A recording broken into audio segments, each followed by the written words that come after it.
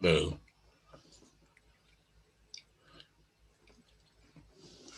Richard, are we getting through?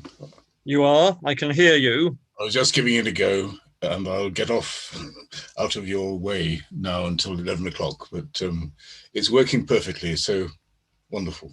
Thank you. Good. Good.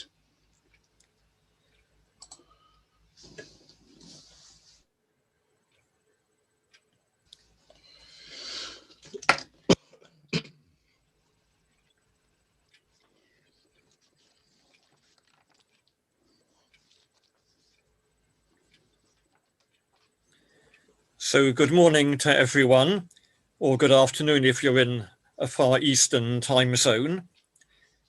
I'm Richard Conrad, the previous director of the Aquinas Institute, and on behalf of Father Oliver Keenan, my successor, I welcome you very warmly to this Aquinas Colloquium. We had hoped that by now it could be held in person, which hasn't proved possible, but that means I can give a special word of welcome to those in other time zones who've stayed up late or got up early. St. Dominic died on the 6th of August, 1221, and on the same day the first Dominicans arrived in England. On the 15th of August, we set up a priory in Oxford. After an unfortunate absence of nearly 400 years, we returned on the 15th of August, 1921. Our church was dedicated to the Holy Spirit on the 20th of May, Whit Monday, 1929. So this is a significant year for the order, for the province, and our Oxford Priory. The province's official jubilee begins tomorrow and concludes next year on the 24th of May, the anniversary of the translation of St. Dominic's relics. As part of our jubilee, the colloquium next academic year will focus on the medieval province and Thomism, because in reaction to attacks on some of his ideas, the province rallied in defense of St. Thomas's ideas. But today we focus on simply 4 20th century English province Dominicans who were influenced by St. Thomas. 3 of them belong to the same generation that is covered in Aidan Nichols' book, Dominican Gallery, Portrait of a Culture. Thomas Gilby belonged to the same generation, and we must pay tribute to his work on the 60-volume translation of the Summa that he edited. There'll be an article on that in the Jubilee edition of New Blackfriars. We must also pay tribute to an earlier generation, including famous people like Vincent McNab, and Lawrence Shapcott, whose translation of the Summa, being more uniform than the Gilby Summa and out of copyright, is very widely used. One of today's figures, Cornelius Ernst, belongs to a later generation, as does Herbert McCabe, who died 20 years ago, and to whose philosophy we'll devote a day conference on the 14th of July. When I read Aidan's Dominican Gallery years ago, I was struck by how certain theological themes and a concern to bring St. Thomas into fruitful conversation with contemporary discoveries, thought, and issues stretched across several generations of English province Dominicans. Before I introduce our first speaker, I should explain that after each paper there'll be an opportunity to ask questions or to share some thoughts about the Dominican who has just featured in the talk, if you've made a study of his writings. If you're participating by Zoom or following on YouTube, you can put questions and comments into the chat or Q&A facilities. If you are Zooming in and want to share something or ask a question verbally, you can raise your hand electronically and we can invite you to speak. And there may be time later in the day to go back to figures that have been discussed earlier. Our first speaker is Father Nicholas Crowe, who studied geography at the great University of Cambridge, also mine, and he played cricket at county level. He joined the order in 2008, and since ordination has been based in our priories in London and Leicester, but chiefly working as the province's promoter and director of vocations. He's currently in Fribourg doing higher studies in moral theology. A few years ago, we devoted the Dominican seminar to Gerald Vann, and Father Nicholas spoke at that seminar. Hence, we're very pleased to welcome him today to open the batting in our colloquium, and we look forward to hearing him speak on The Pearl of Great Value, Gerald Vann's reading of Aquinas. Father Nicholas. Thank you very much. Yeah, I'm very happy to have been invited to speak to you this morning about the work of Father Gerald, and in particular, the influence of Aquinas on his thought.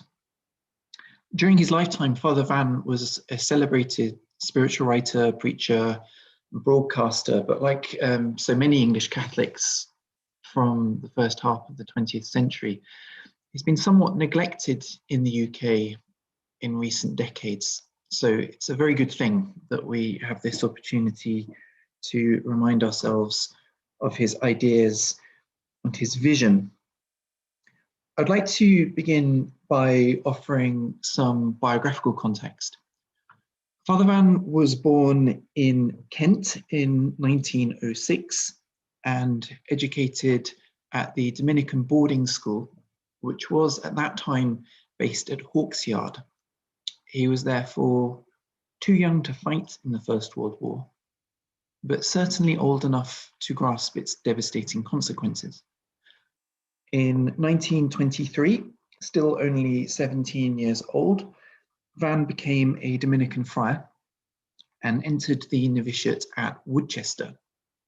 A year later, he began his studies back at Hawksyard, this time as a friar, before moving on to become one of the first generation of student friars to study at the newly built Blackfriars in Oxford. In all, he would spend 5 years at Blackfriars, and in the process complete both his theological studies and a degree in English literature at the University of Oxford. Post-Oxford, he went on to complete a year of further studies in Rome, where he would gain a license in theology. It's important to notice here that Father Vann's intellectual formation in the order straddled two worlds. So on the one hand, Vann was trained in the Thomist tradition, in the seclusion of the studentate at Hawksyard, and then that great Catholic bastion, Rome. And on the other hand, his study of theology and reading of English literature in Oxford brought him into closer contact with the broader intellectual currents of the society in which he was called to preach. So Father Gerald's initial formation bears all the hallmarks of Bede Jarrett's holistic and outward-looking vision. And as we shall see, Father Vann's writing exhibits precisely the kind of dialogue with contemporary thought that Jarrett was hoping to achieve when he established the Oxford House. Indeed, in Father Vann's license thesis in Rome, the mystery of the Most Holy Trinity as the archetype of human life, we already see him seeking to lay a theological foundation for the work of synthesizing doctrine, human experience, and human culture, which would be the great theme of Father Vann's writing in the following decades.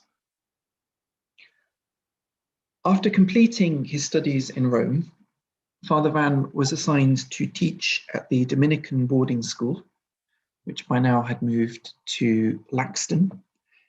He would remain a member of this community for 18 years, eventually serving as the superior of the religious house and then as headmaster of the school. This was, in many ways, the ideal pastoral context in which to pursue this dialogue between the writings of Aquinas and the demands and priorities of early 20th century British culture. For me, at least, there are times when the voice of the schoolmaster is very clearly detectable in Gerald Vann's writing. One gets the sense that he reflected deeply on how to help the children in his care to become saints. And it seems that the very concrete feedback that teaching adolescents offered provided a rich source of inspiration for his thinking. Father Richard has mentioned Aidan Nichols' books, Dominican Gallery, published in 1997. And Aidan makes the point in that book that although Gerald Vann continued to write well into the 1950s and 60s until his death from illness in 1963, aged only 56.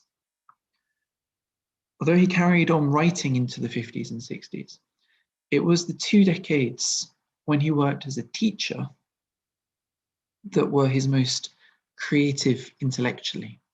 And the bulk of his writing and I suppose the decisive ideas that emerged from his writing were produced in this period. Now, such intellectual fertility perhaps is not surprising, given Vann's formation, his pastoral role, shepherding young people into adulthood, and the complex social and political world of the 1930s and 40s that these young charges were preparing to enter. Indeed, I would suggest that we ought to keep this wider pastoral context very much in mind when we read Father Vann's writing. Father Vann clearly devoted much time and energy to pondering the questions of his day, asking how best to prepare his students to involve themselves constructively as Catholics in a society that was, in Father Vann's eyes, profoundly unhealthy and broken by sin. There is a pessimistic streak to Vann's analysis of modern culture and modern society that perhaps can seem at sometimes out of step with some of the more optimistic outlooks that would characterize much post-conciliar writing. I don't think this is surprising if we remember that Vann was writing in the shadow of the chaos of the trenches of World War I, the political and economic turmoil in Britain that bred general strikes and hunger marches, the rise of the Soviet Union and Nazi Germany, the Spanish Civil War, the Second World War, and the transformation of British society into a war machine, the murder on the industrial scale of Europe's Jews, the dropping of the atomic bombs on Japan, the beginnings of the Cold War, and the threat of nuclear Armageddon. Father Vann clearly has a great love and respect for the best of human art, literature, culture, and philosophy. But he does seem to have viewed modernity, his contemporary situation, as profoundly sick, dangerously disintegrated, and at times insanely violent. In this context, Vann's campaigning for peace in the 1930s and his foundation of the Union of Prayer for Peace is revealing of his broader understanding of the gospel and so his theology. This Union of Prayer for Peace was an international organization founded by Vann, whose members committed to pray for peace and to disseminate church teaching on societal and international amity. Vann was not strictly speaking a pacifist. He accepted the church's teaching on the just war. However, his interpretation of this teaching led him to conclude that a just war using the methods of modern warfare was simply impossible.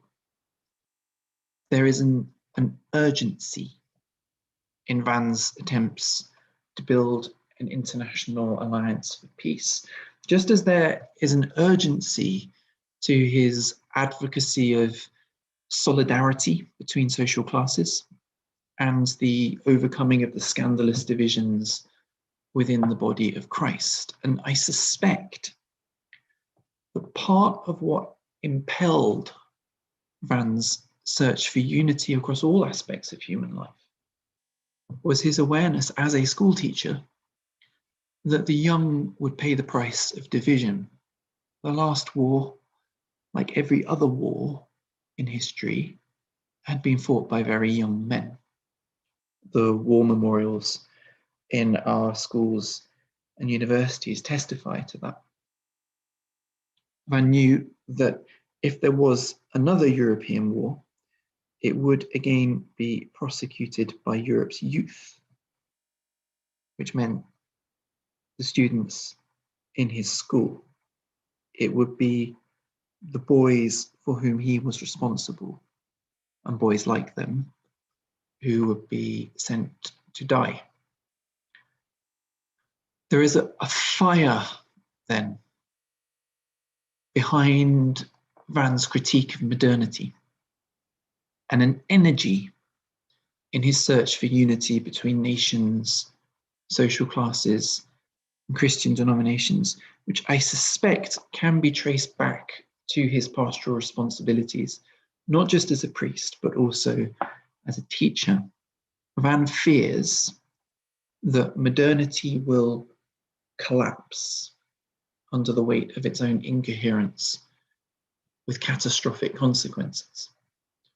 What is needed then is a radical reintegration of society around a principle that will allow humanity to find a common unity in the midst of our legitimate diversity, a unity that will reflect the God who is at once three and one, the God who is three and also one.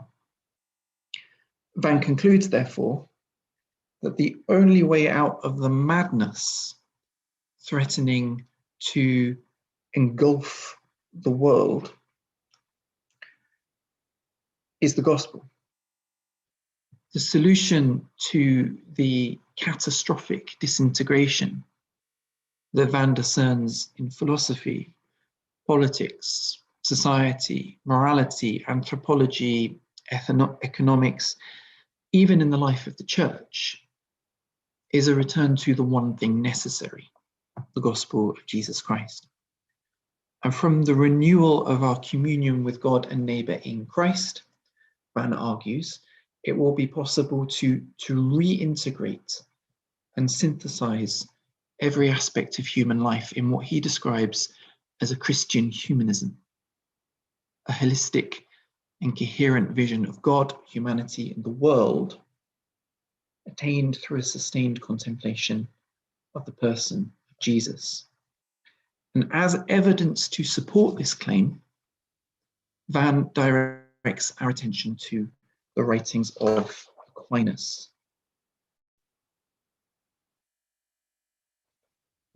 In Aquinas, Vann argues, we have a holy, humane, and holistic teacher who showed in his own day how all things find their unity in Christ and are transfigured by Christ, who is the way, the truth, and the life. For Vann, then, the way out of the contemporary crisis in Western culture is to turn to, but importantly, not back to Aquinas. St. Thomas for Vann is a teacher who can guide us as we seek to unfold and digest and appropriate in our own context the recapitulating gospel of Jesus. Vann is very clear that the project of theology, and of Thomism in particular, must be more than a self-referential parsing of Aquinas' corpus of work. Instead, the work of a theologian, and especially of a Thomist, is to continue or perhaps recommence Aquinas' work of synthesis by bringing the gospel to bear on contemporary developments in politics, in philosophy, in science, on the basis of the methodological and conceptual tools that Aquinas has forged for us. And these tools are, according to Vann, timeless and universally valid. This argument is most clearly articulated in St. Thomas Aquinas, Vann's introduction to the life and work of Aquinas, published in 1940. Here, Vann identifies the sickness of the West as an overemphasis on Martha and a neglect of Mary. By this, he means an exaggerated esteem for action, activity, and the material, and a relative disdain for contemplation, the aesthetic, and the spiritual. And this lack of concern for contemplation, Vann argues, has allowed the West to lose sight of that which gives our action meaning and purpose. This, Vann argues, explains the demagoguery and idolatry at work among his contemporaries, be it a worship of political ideology or a reductionist philosophy, or the usual suspects of wealth and sensual experience. As one might expect from a man who was such a celebrated and popular preacher, Vann deploys some powerful rhetoric and imagery to make his case. He doesn't tend to engage in careful historical or textual analysis, which is understandable given that most of his works are intended for a non-specialist audience. On occasion, however, Vann's brushstrokes are perhaps a little too broad. In St. Thomas Aquinas, for example, Vann draws a sharp distinction between the activism of the secular and Christian West on the one hand, and the more mystical perspectives of the Christian East, Christian East, Eastern cultures more generally, Eastern religions. On occasion, this runs the risk of caricature. The scientific, pragmatic, practical West on the one hand versus the mystical wisdom but organizational ineptitude / corrupt tyranny of the East on the other. Now, after Edward Said's famous criticism of this kind of dichotomy in his 1978 publication, Orientalism, I suspect most scholars today would be wary of making such sweeping contrasts between East and West. Nevertheless, I think if you put the pieces together from Father Vann's writing, it is clear that his point has more nuance and depth than some of the crasser presentations that Said is attacking, especially when it comes to Vann's reading of the different emphases of Eastern and Western Christianity. Unlike 19th and early 20th Russian writers such as Bulgakov, for example, or Losky, who are criticized by Marcus Plested for presenting a similarly caricatured analysis of the Western tradition, in which Aquinas is held up as the very icon of a desiccated Western rationalism. Vann, like Plested, presents Aquinas as a mediating figure. Indeed, Vann goes further than Plested and argues that in Aquinas, we find a synthesis of the Eastern and Western traditions. Vann identifies a practical orientation in Western theology, going all the way back to the Latin Fathers, which is centered on grace and the life of grace. According to Vann, the great figures of this tradition include Cassian, Gregory, and Bernard. The principal heresy is one that overemphasizes the importance of human action, Pelagianism. Someone like Gilles Emery might add that we even see this emphasis on the human on both sides of the Reformation debates on justification and the atonement. Emery calls these debates quintessentially Western because they emphasize an ascending mediation, the satisfaction, the merit, and the intercession of Christ in his sacred humanity. In contrast, the principal theme in the East, again according to Vann, has been the consubstantial word. That is an emphasis on who Jesus is rather than what Jesus does or what we must do. For Vann, Pseudo-Dionysius is the paradigmatic mystic of this tradition, and the principal heresy, Manichaeanism, a lurking suspicion that materiality is evil.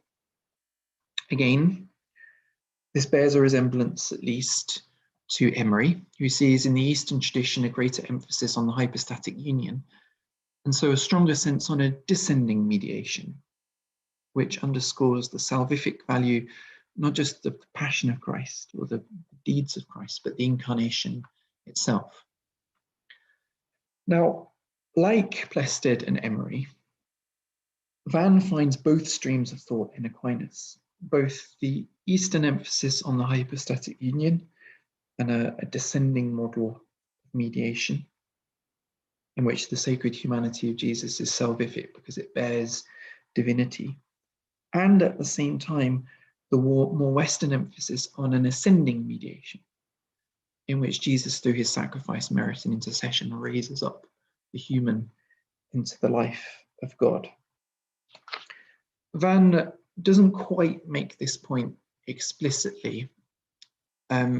I think it's there, particularly in the attention he draws to the extensive use that Aquinas makes of Eastern writers such as Pseudo-Denis and John Damascene, and the way that he shows that these Eastern sources find their place among the Latin authorities that one would expect to find in a 13th century Western theologian such as Augustine, Hilary, Jerome, Ambrose, Gregory. So the fruit of this effort to draw together the insights and approaches of both East and West is, according to Vann, a new synthesis that holds together and transforms the best of both traditions. The distinguishing feature of this new synthesis, according to Vann, is an ordered or proportionate relationship between divinity and humanity, between the creator and the created. So again, Vann doesn't exactly say this, but instead, depending on his theme, he roams analogically around related axes like contemplation and action, or faith and reason. But the fundamental insight that runs through all these analogies is profoundly Thomistic, and it centers on the relation of effects to their first principle. God is radically other to his creatures in that he is both their first principle and their final end. So Vann is implicitly arguing that if our doctrine of God and creation are Thomistic, then this enables us not only to synthesize the traditions of Eastern and Western Christianity, in which the action of Martha is honoured, but the contemplation of Mary has priority. Not only a synthesis of faith and reason, in which the insights and integrity of science and philosophy are honoured, but faith and sacred doctrine have priority. And not only a synthesis of secular and sacred, in which again the secular has its proper authority, but is guided towards the highest good by revelation. But all of these and more, including the reintegration of the human person, human nature itself, around the pearl of great value, the good news of Jesus Christ. Indeed,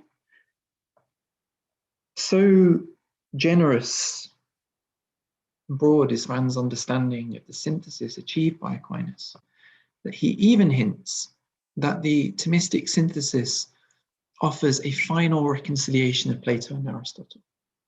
Again, this is a very Eastern idea. Marcus Bested points out in his book, Orthodox Readings of Aquinas, that the East tended to view Plato and Aristotle as complementary rather than opposing visions. Although it's interesting that all the examples that Bested gives for this harmonious vision are post-13th century. Vann approaches this idea through Pierre Rousselot, who declares that no philosopher has more intimately or vitally incorporated Platonism into his synthesis than St. Thomas.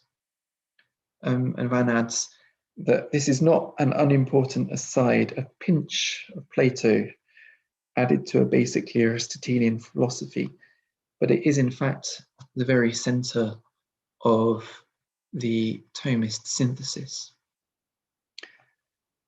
The citation of Rousselot here is interesting, at least for an English Dominican, because in the oral tradition, if it's not too pretentious to say that, of the English province, this idea that Aquinas represents the synthesis of Plato and Aristotle is attributed to Mark Brocklehurst.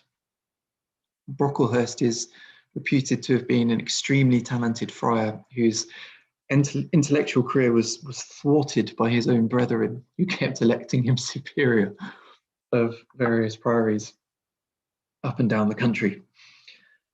It's interesting then, for me at least, to find that in the preface of St. Thomas Aquinas, Vann attributes the central thesis of the book, that Aquinas reconciles the contemplation of the East with the activism of the West, and also his understanding of the importance of this thesis to Mark Brocklehurst.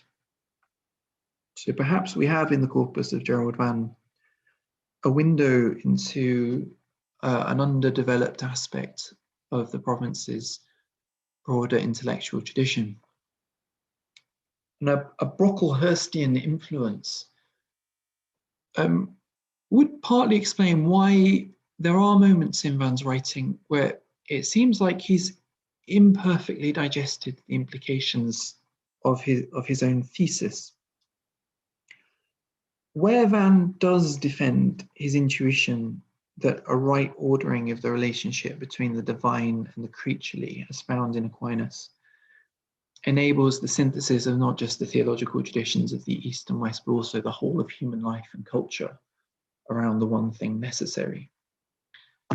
He tends to direct us towards Aquinas's metaphysics, that which is true at all times or not at all, as he puts it. For Vann, one powerful argument in favor of a returning to Aquinas is that whilst his metaphysical analysis made use of analogies and ideas borrowed from the Aristotelian science of his days, his ideas are not founded on these examples. And so his metaphysics is not dependent on any particular scientific theory. So in St. Thomas Aquinas, Gerald Vann says this: the originality of St. Thomas in all this is twofold.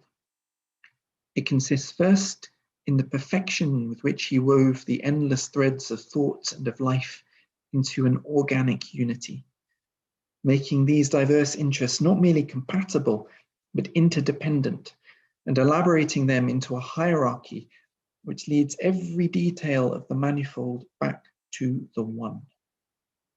Secondly, in the fact that he has made sure, by keeping his thought free from physical theories and maintaining it always on the metaphysical and therefore eternal plane, that his synthesis should not be a dated system, should not be something static, final, and therefore bound to become obsolete. So according to Vann then, Aquinas kept his thought completely free from physical theories, maintaining it always on the level of the metaphysical.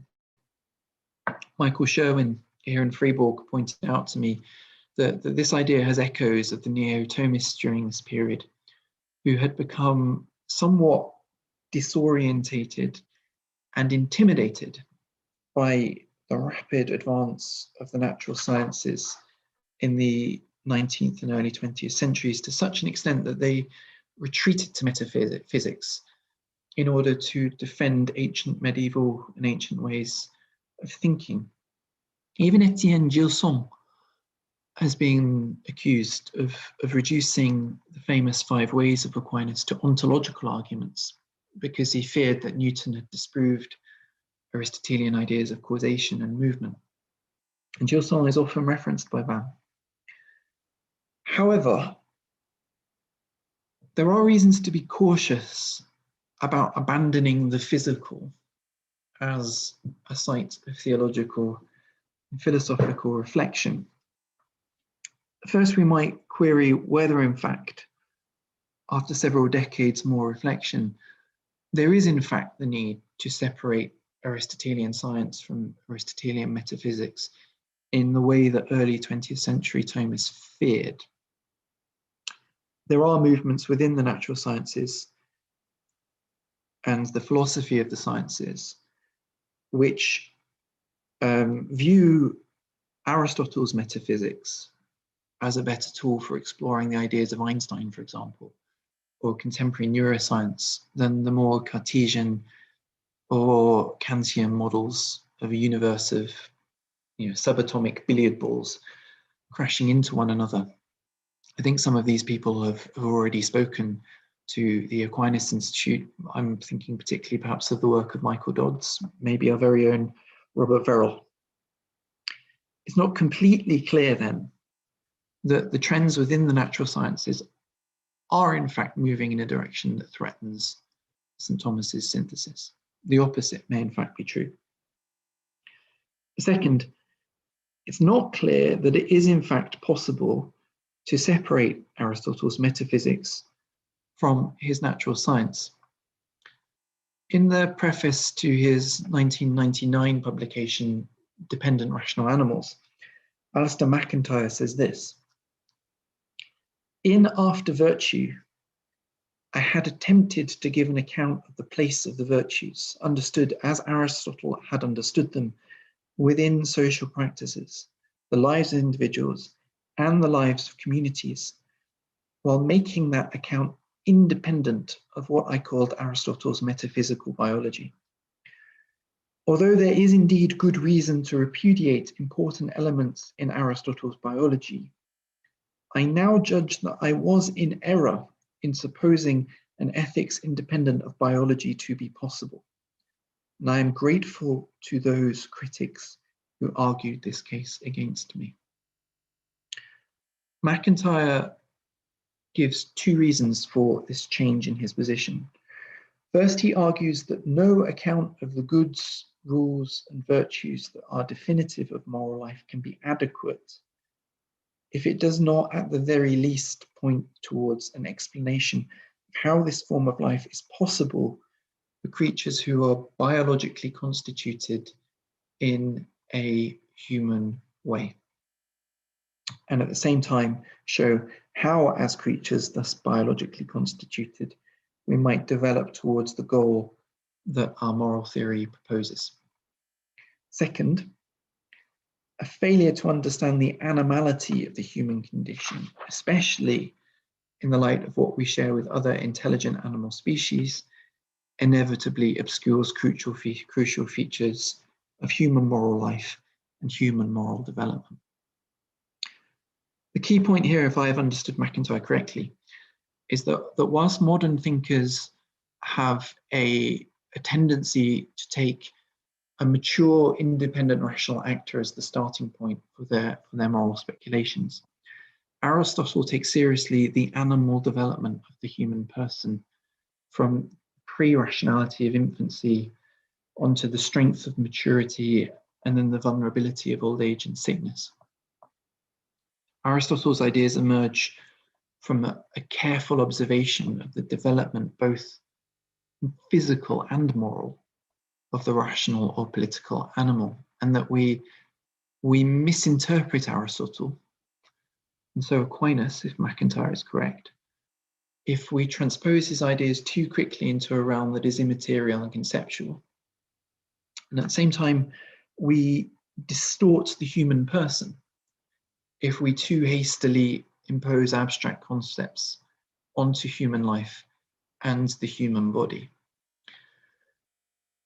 This might give us reason to worry then about Vann's understanding of the Thomistic synthesis. Has he retreated too quickly from the world of matter and sense and animality?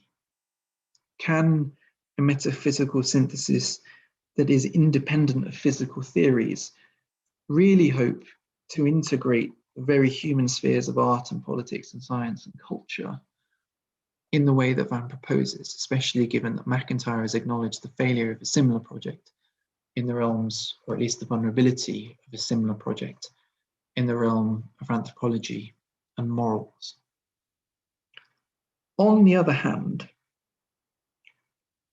whilst Vann chooses to echo the language of thinkers such as the Neo-Thomists, Gilson perhaps, at various moments when he's using a more academic tone, on those occasions where his writing is based on his preaching or his work as a teacher, his approach is much closer to the later MacIntyre. For example, in Blackfriars School, a pamphlet which I understand was aimed at the parents of prospective schoolboys, Vann sets out 4 key pillars of his idea of education. First, the child must re-find their roots in nature, in the rhythm of life and the cycle of the seasons. Second, the child needs a sense of home, a place of civilization and refuge. Third, the child needs an awareness of the great symbols of humanity. Vann explains this with a lovely passage. It is good to know what science has to tell us of the sun, but not if knowledge destroys for us the great purring lion, the sun god who goes down at night into the sea to be reborn next day at dawn. Fourthly, and finally, all levels of the personality must be addressed at once and yet distinctly in such a way as to render them a harmonious unity. Vann writes that the development of the body is important, not as an end in itself, but as part of the development of the whole personality. The same goes for sense, emotions, and of course, the mind. This is a very earthy vision of education. It's not clear to me how Vann proposes to integrate mind and body in the natural world in the way that he describes, without some physical theories at least, as to what it means to be a rational animal and what flourishing for a rational animal made in the image and likeness of God looks like. It seems to me then that at least in practice, Vann is more enthusiastic about physical theories than he might realize. And it's interesting to note then that immediately after Vann's claim in St Thomas Aquinas that Thomas's synthesis is based on a metaphysics independent of physical theories, Vann quotes from Victor White's book, Scholasticism, apparently without noticing that whilst Victor White's argument is similar to the argument that Vann has just made. It is importantly different. White says this: Thomism, as he, Aquinas, left it, is a vital organism, embryonic, but endowed with an infinite capacity for the assimilation of new truth and for adjustment to new conditions and environments without loss of its substantial identity.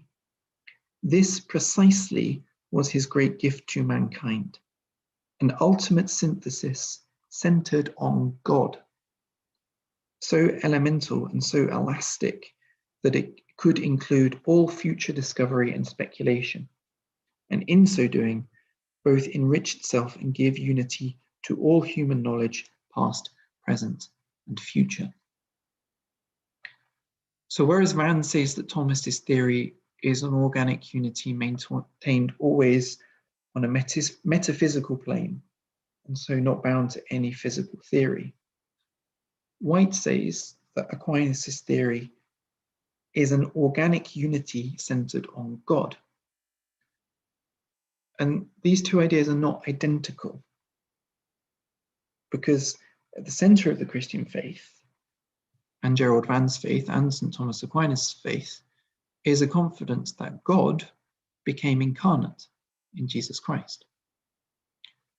I want to suggest that what comes across very clearly in Vann's writing, particularly his preaching, is that the center of his reading of Aquinas is not Aquinas' metaphysics, but the incarnation. In those works that are based on his preaching, Gerald Vann continually and very explicitly draws his reader's attention to the person of Jesus. So in the Son's Course, for example, published in 1959, Vann says this: the way to become like God is to love God. And to love, one must learn, and to learn, one must look, not just a fleeting glance, a partial awareness, but a long and deep concentration of awareness. And then over the page. The liturgical calendar is important for two reasons. And the first and the main reason is that through its yearly course, it takes us through the course of Christ's life upon earth and shows us what lessons we are to draw from the events, the mysteries, and the successive stages of that life. Infancy, boyhood, the years of the ministry, the passion, the rising again, the going to the glory of heaven, the sending of the Spirit. Through all that showing, we learn Christ if we really take part in and absorb and live the Christian liturgy. And in learning Christ, we learn God. Vann continues, Church's calendar is important for a second reason. Our knowledge and love of God and our life with him are not to be thought of as being a sort of supernatural vacuum, remote from the life, the interests, the affairs of every day, of this mundane material world. For man is to learn God, love God, live with God at all. It must be this man, this particular body, soul, in this particular setting, the child of God, but also the child of nature, of this our Mother Earth, who does so. I've argued that one of Gerald Vann's essential intuitions is that Aquinas has rightly ordered the relation between the divine and the human, between faith and reason, between contemplation and action. To this, we can now add that the fulcrum of this harmony, the point of this marriage between the divine and the human, is the incarnation, the union between divinity and humanity in the person of Christ. This is what Vann is urging us to contemplate. Not only a Platonic contemplation of the abstract metaphysical realm, not only an Aristotelian contemplation of human biology or even the human soul, but a Christian contemplation of Jesus who embraces both. The center of gravity in Vann's reading of Aquinas, the foundation upon which his appeal for a new Thomistic synthesis to be built in our day using the tools that Aquinas left us, is not primarily, first of all, Aquinas' metaphysics, but Aquinas' Christology, which aids a deeper engagement with the Word of God. Now, this does not mean to say that Aquinas, that metaphysics is unimportant for Aquinas or for Vann. It's more that the importance of Aquinas' metaphysics, and in particular his right ordering between creator and creature that we discussed earlier, is that it allows us to see Jesus clearly. Vann understands very well that the potency of Aquinas' Christology flows from its absolute fidelity to the Chalcedonian formula of fully human and fully divine. And the robustness of Aquinas' Chalcedonian Christology is in turn rooted in the clarity of his understanding of the relationship between the human and the divine in Christ. And Vann makes this point very clearly, again in the study of methodology with which he opens the Son's course. We have touched on only one or two of the attributes of God, because for the moment, the point we need to be clear about is that if we took merely the gospel picture and failed to dig deep enough into it, however much we knew that human language is a metaphor, we might still make God too homely, might miss something of his immensity. If we followed the merely philosophical way, we might sense the immensity, but it might remain abstract or at least comfortably remote.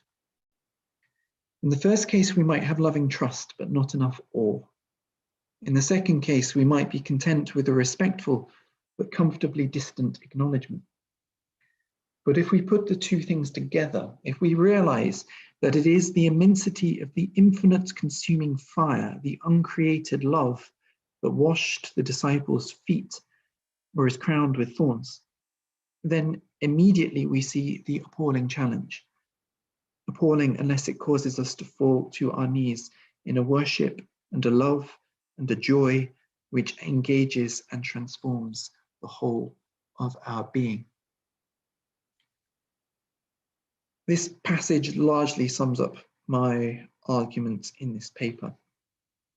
Vann sees Aquinas as the foundation, not just of a new synthesis, theological synthesis between East and West, but also a new reconciliation between church and state, theology and science, theology and art, and any other aspect of human life and culture that we might care to mention, because, Vann argues, Aquinas saw more profoundly into the mystery of the one thing necessary, the pearl of great value, the point of communion around which the whole of creation turns, the marriage of divinity and humanity that is the incarnation.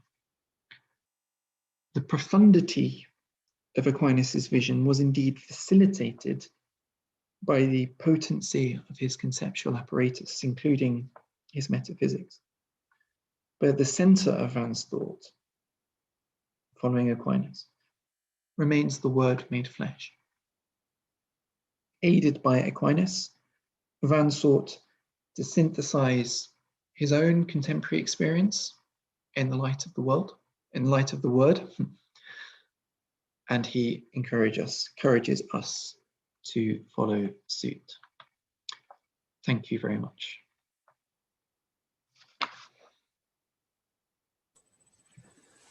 So very many thanks to Father Nicholas for a talk that I found extremely illuminating, putting Gerald Vann in his own context, the time he lived in and its concerns, and his pastoral engagement, and also a hint of the Dominican community that became his context, with the influence of Mark Brocklehurst and so on.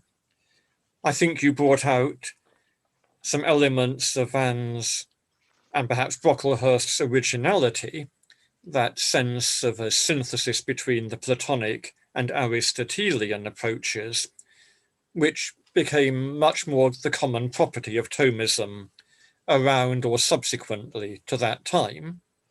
And I think you brought out very attractively the spirituality of Gerald Vann and hinted at a kind of parallel between Vann's devotion to Christ incarnate and St Thomas's own devotion to Christ incarnate, in his case especially as coming in the Eucharist. So thanks very much. There is time for questions and discussion. And if you've joined us a bit later than I gave the introduction, you can put questions or comments into the chat and Q&A. And if you are on Zoom, you can raise your hand, so to speak, and I will try to enable you to speak. And if I can't, then Albert will correct my technological incompetence. But Father Oliver, I think, may have something to say to start the questions and discussion. Thank you. Thank you very much, Richard, and thank you, Father Nicholas, for a really wonderful paper and a great start to the conference. I think two things struck me in your paper. One was the reference to Mark Brocklehurst, and I have a suspicion that Mark Brocklehurst might reoccur in some of the other papers later today. And the second thing which interested me was the very generative context that teaching seemed to be for Vann. And I wondered if you could say a little more about the integration of the pastoral dimensions and the intellectual inquiry that made up Vann's life. Yeah, it's very interesting. As you know, perhaps not everyone knows that I'm in Switzerland at the moment, studying in another province, and it's interesting to hear the perspective of other Dominicans in Europe on the English province, and one of their comments is that there is an extraordinary freshness and relevance to much English Dominican writing that comes from the first half of the 20th century, which is surprising because it's a long time ago now, and it's a very different world.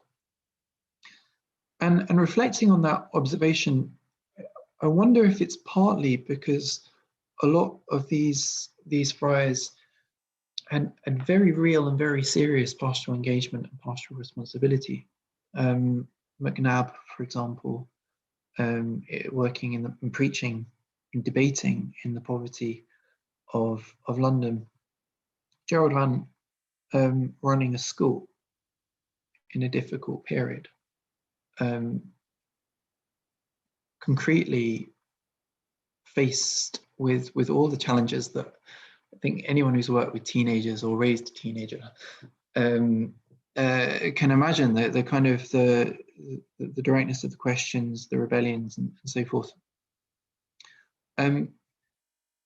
So my intuition is that this pastoral responsibility as a teacher gave him a really good window into the questions of his age, the minds of the youth, but also that in a certain sense those questions are timeless to some extent. That there are some fundamental questions about flourishing and that journey into maturity that are relevant for all times. And perhaps his work as a teacher focused his attention on those questions, which is why now when we come to his answers, what's striking is their enduring relevance and their enduring power.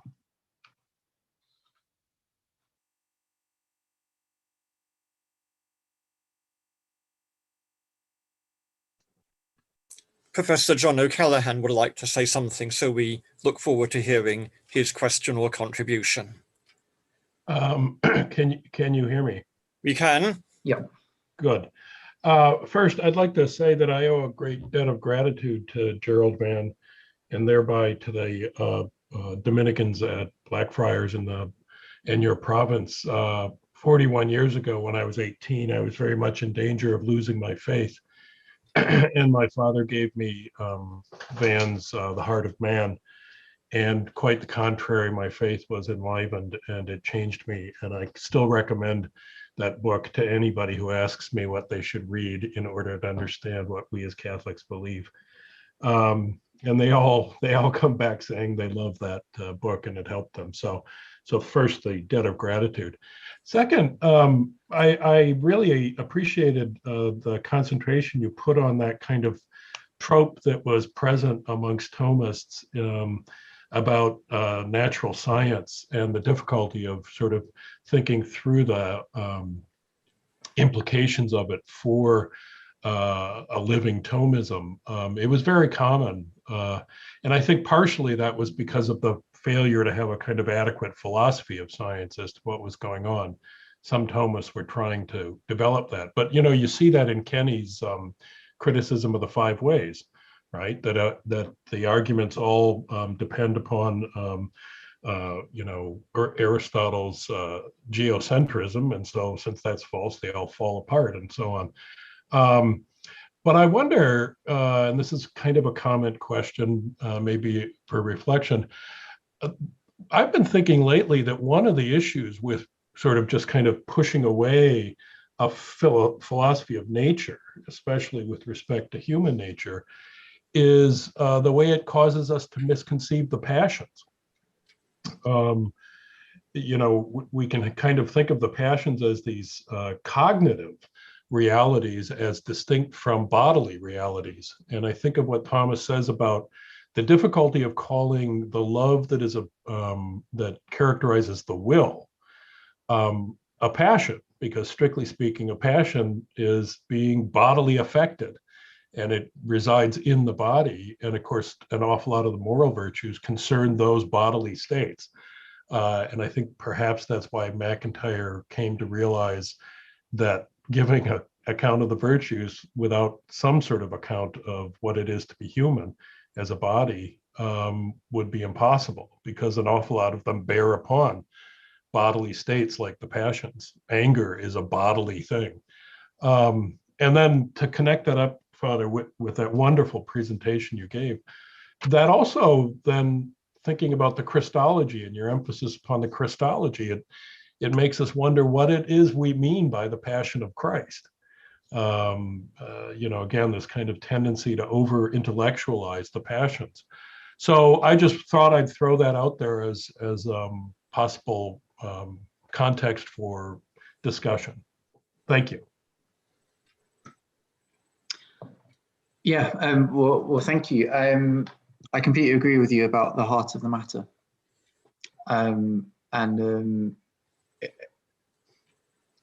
Most of my time as a Dominican has largely been spent doing work with young people at various different stages. Yeah, I completely agree. There's a real force to that book, and also to others. I mean, I really like the son's course, partly because it's such a powerful introduction into his Gerald Vann's methodology, which I think is a wonderful apprenticeship almost in how to draw together different aspects of the Catholic tradition into our contemplation. And it's an idea that I hadn't. Father Richard once said to me as a student brother that there are certain ideas that enter the atmosphere of a religious house, and I think this is one of those ideas. When we started our program of study weekends and summer schools, for example, we called them a vision for life, and part of the objective was this integrating work, which Gerald Vann's writing for young people, I think, really powerfully expresses. On the the question of MacIntyre and the Passions, I strongly suspect there are people here in this seminar who are better qualified to speak about this than I am. But my instinct is that, particularly at this moment of history,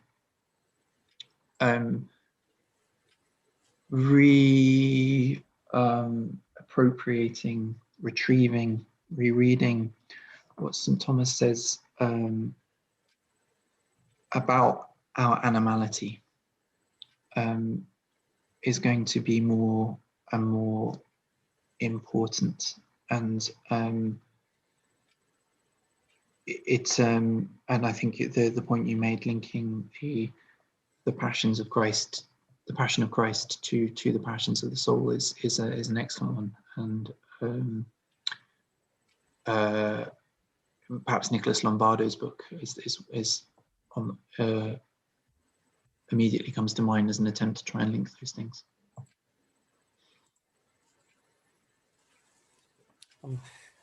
There was one quick question just now about which book it was that Professor O'Callaghan referred to, and it was Gerald Vann's The Heart of Man. It may have a different title in America, I'm not quite sure, but that's one of his famous books. There's a question from Matthew Sweeney. At the risk of focusing too much on the theoretical, I'm wondering whether you could say more about Vann's understanding of Aquinas' synthesis of Plato and Aristotle. It seems there are clear differences in positions, both at the level of natural philosophy and metaphysics.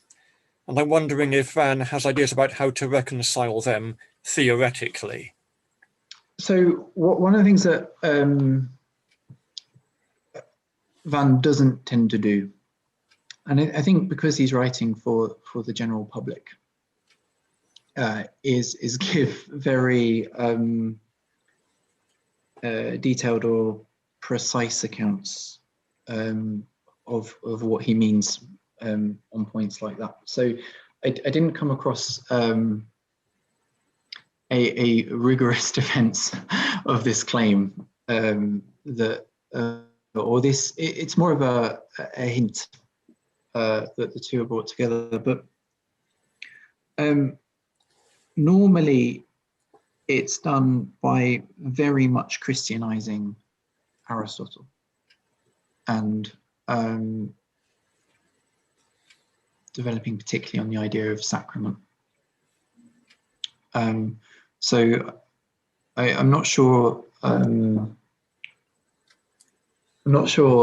a philosopher, if we were just working philosophically, I'm not sure the way to think of it is a philosophical reconciliation of Plato and Aristotle, but more a theological synthesis, which hangs on a strong sense of the doctrine of creation, and as revealing the mind of God in a certain sense, and a strong sense of the incarnation and our participation in the body of Christ, particularly through the sacraments and so on. So I think it's a theological synthesis rather than a philosophical one, but others might want to correct me on that. Yes, I wonder if Vivian Boland might like to say something. He's participating and he's written on this, but don't feel under any pressure.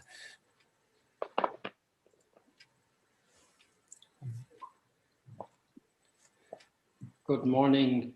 Good morning. I was enjoying myself up to this point.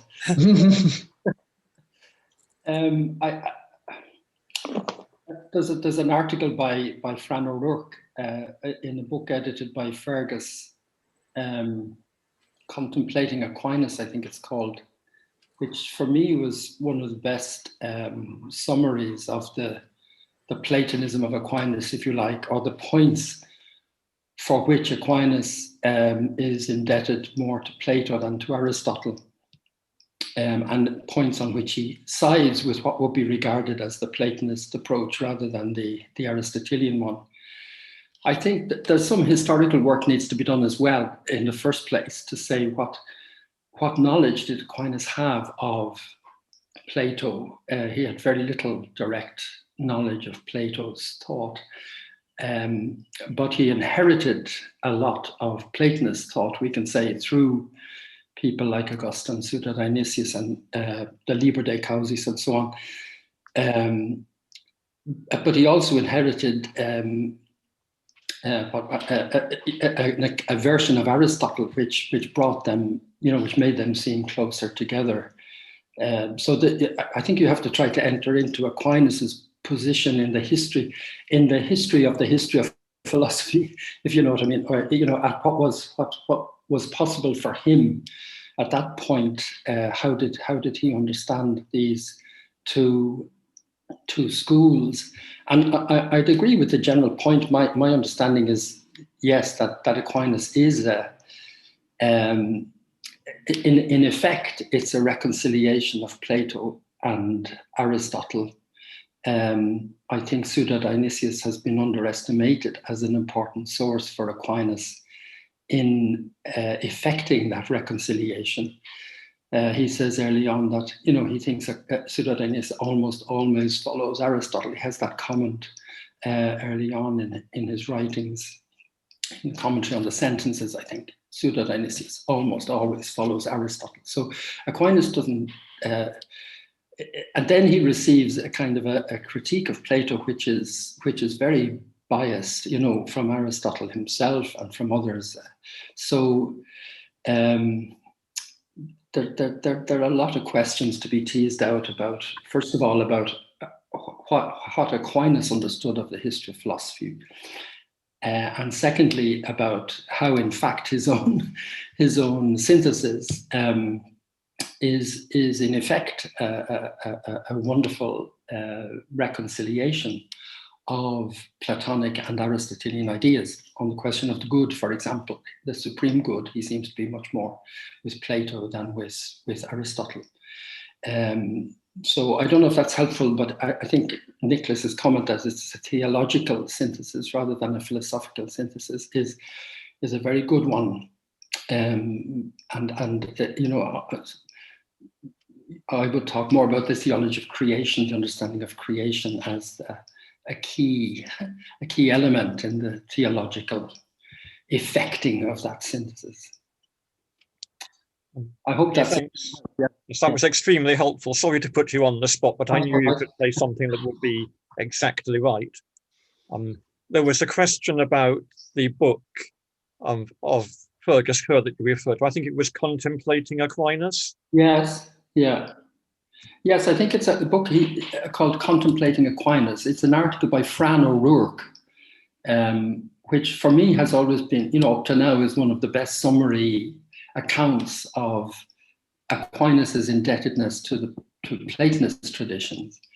There are things in Victor White as well about that already many years before, but I think that book, that article by Fran O'Rourke still has great value. Yes, thanks very much. I think what you said, Vivian, tied in with one question that that I had while I was listening to Father Nicholas's talk about the context of Aquinas, because there was a slight impression that Aquinas, the impression that Vann gave, that Aquinas was doing this synthesis of East and West. And Father Nicholas very rightly showed that we can caricature the East-West difference. But maybe Aquinas belongs more firmly in a much more vibrant and complex medieval culture than often we realize. There were lots of people before and in his own time trying to do the same kind of thing, though the way he does it perhaps stands out. And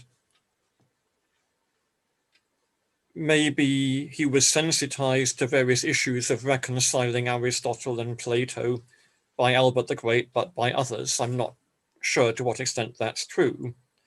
But we must also remember that one of his great sources, Augustine, himself was aware of the Eastern thinkers. He read some of them on the Trinity, I presume in Latin translation. Maybe he had more Greek than he realized. And Augustine himself shows both the themes of Western and Eastern theology. So I think Vann may have been quite visionary in his own time with this idea of a synthesis, but perhaps since then we've been a bit more aware of the way Aquinas was synthetic and more aware of the whole vibrant medieval context he was in. I think we need to pause for a little while for a coffee break, and we resume, I think officially we resume at 11 o'clock, when Professor Robin Kirkpatrick will speak on Kenelm Foster. So many thanks again to Father Nicholas for an extremely illuminating and attractive talk and a very good start to the day. And we'll see you all hopefully in 15 minutes. Thanks very much. Thank you.